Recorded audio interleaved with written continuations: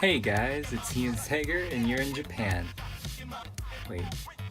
No, I'm in Japan. I've been working towards this goal of going to Japan ever since I was a kid now, and going through this process, doing this research, trying to figure out what it is I'm actually working towards, I never really found anything I felt satisfied the questions that I had. Going through this process, I tried looking up a lot of stuff about university I'm going to, Waseda University, and also the process, and there just wasn't much there. So I'm making this video today to introduce you to the topic of how to actually get to Japan on a study abroad, how I went through it, and then in the future sort of document my travels as I go through this amazing country. First things first, applying. So number one tip I would recommend, regardless of what country you want to go to, what program you want to go to, really anything, is go to your school study abroad office. I know it might seem a little daunting to just walk into a room and say, help me go to another country, but I promise it's well worth it because everybody there has only one goal, and that goal is to help you. I know without going to my study abroad office at LSU, there's no way I would have ever made it here. So once you decide on the country you want to go to and go to the study abroad office, then comes the application.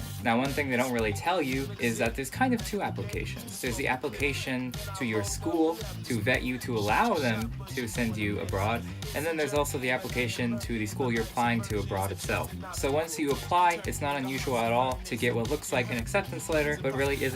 It's your school saying we are allowing you to go abroad. So once you get through the application and get to that point, you can see it as a first milestone, and you're doing good. Then there's the application to the university you want to go to, and that one takes quite a bit more time and has a lot more documentation needed. Once you submit it, be prepared to wait a long time.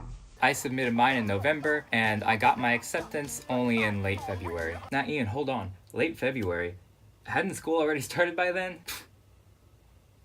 Maybe. This is the hardest part. It is possible that they'll let you know beforehand if you get into the school, but most likely the semesters are going to overlap. At least it did in my case. So what I had to do when I was waiting for my application to say approved is to enroll in classes anyway as a backup, and then later on drop those W's for my transcript because I didn't go to the classes anyway. It was just a systematic placeholder. But by this point, you've made it into the university. Good job. Congratulations! Congratulations! Congratulations! Congratulations! Now you just wait another week or two, and then you get a packet with your COA, your COE, and some other information that you need. Make sure you keep track of all of this because it's very important. You're going to submit your COE, your passport, and some other information to the Japan consulate, and they're going to send back your visa with the COE stapled into your passport. Don't lose that, that's important.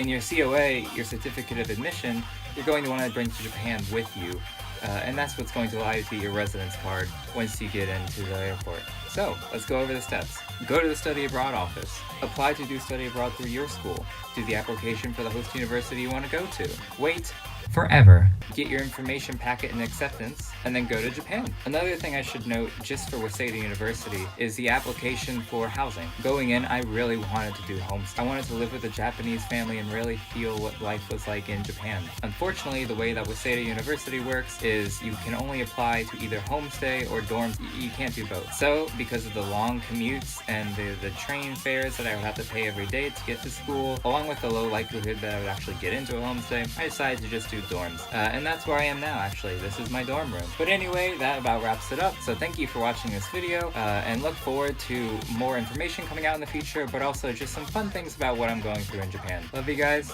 and peace.